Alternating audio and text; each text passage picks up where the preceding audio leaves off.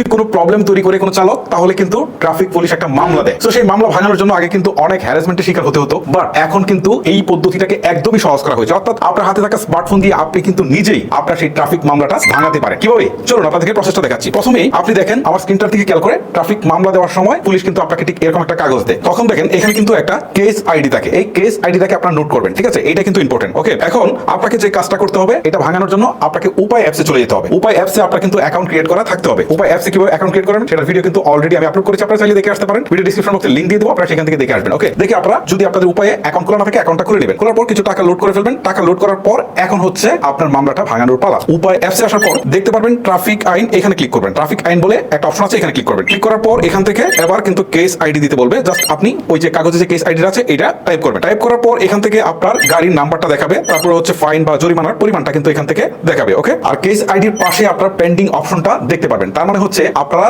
এই কেস আইডির এগেইনস্টে কিন্তু টাকাটা পরিশোধ করেন না, এই জন্য পেন্ডিং দেখাচ্ছে। ওকে, সো এখন আপনাদের যে কাজটা করতে হবে, নিচের দিকে যে অপশনটা দেখতে পারবেন পরিশোধ করুন নামে, জাস্ট এখানে ক্লিক দিবেন। তার আগে আপনাদেরকে বলছি, যে পরিমাণ টাকা আপনার জরিমানা হয়েছে, কারণ আপনার 3000 টাকা জরিমানা হয়েছে, সেই টাকাটা কিন্তু আপনার উপায় অ্যাকাউন্টে আগে থেকে লোড করা থাকতে হবে। লোড করা থাকলে আপনারা যে কাজটা করবেন, পরিশোধ করুন যে বাটনটা রয়েছে এখানে জাস্ট একটা ক্লিক করে দিবেন। এবারে উপায়ের পিন নাম্বারটা চাইবে, আপনারা হচ্ছে উপায়ের পিন নাম্বারটা দিয়ে দিবেন। এবারে আপনারা ডিটেইলস দেখতে পারবেন, কেস আইডি দেখতে পারবেন, ভেহিকলস নাম্বার দেখতে পারবেন, জমার পরিমাণ সহ যা কিছু আছে সবকিছু কিন্তু এখান থেকে আপনারা ডিটেইলসে দেখতে পারবেন। এখন আপনি যে কাজটা করবেন, নিচের দিকে দেখেন একটা অপশন রয়েছে কনফার্ম করতে স্লাইড করুন, এরকম একটা অপশন রয়েছে, ঠিক আছে? যেভাবে হচ্ছে বিকাশের পেমেন্টটা হয়, জাস্ট এই স্লাইডটাকে হচ্ছে আপনি টেনে দিবেন। টেনে দেওয়ার পরে কিন্তু আপনার এই টাকাটা কেটে নিয়ে যাবে এবং আপনার সামনে এরকম একটা মেসেজ শো করবে যে ট্রাফিক ফাইন পেমেন্ট সম্পূর্ণ হয়েছে। এটা দেখে বুঝবেন যে আপনার ট্রাফিক মামলাটা ভাঙানো হয়ে গেছে, মানে আপনি ট্রাফিক মামলাটা অলরেডি শেষ করে ফেলেছেন বা ভেঙে ফেলেছেন। সো গাইস, এই ছিল মূলত প্রসেস যে কিভাবে ট্রাফিক কেস বা ট্রাফিক মামলাটা